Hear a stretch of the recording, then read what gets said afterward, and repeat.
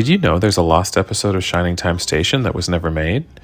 First titled Billy's Story, and then The Young, the Old, and the Squirrel, it made it all the way to a first draft before it was almost entirely rewritten due to issues with the story. The episode then became Do I Hear, and kept only some minor elements of the original script. The script was as follows. Billy hasn't been feeling himself lately and has even been too busy to help Dan and Kara squirrel-proof their birdhouse. We learn that Billy is feeling apprehensive because his granddaughter Mary is coming to visit. Billy is working on a turtle flute to give to Mary to remind her of the traditional ways, as they belong to the Turtle Clan.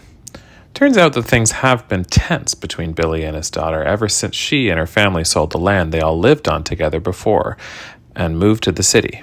Billy is worried that Mary has forgotten her heritage and the old ways.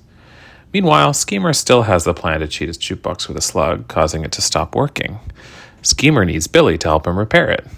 Mary then arrives at the station, but nothing much interests her there, and her and Billy struggle to connect. She also pays little attention to the flute that Billy made for her.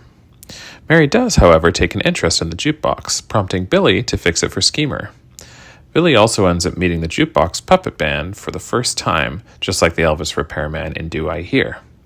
Finally, the riddle song that the jukebox puppets play end up reuniting Billy and Mary, with Mary playing the song on her turtle flute and remembering the memories they shared together.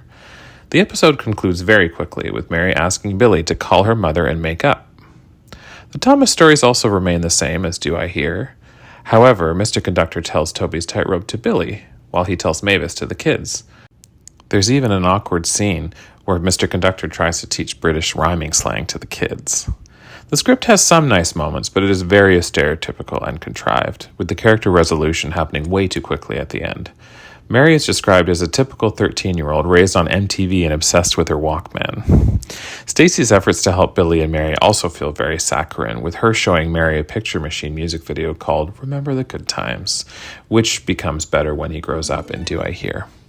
Given that the episode was almost entirely rewritten, Wilson Conybeare replaced Jill Gollock as writer. It's interesting to think of what this episode could have been, but overall, I'm glad they replaced most of it in the end, and that Billy gets a similar but better storyline with his nephew Kit in the family special Second Chances.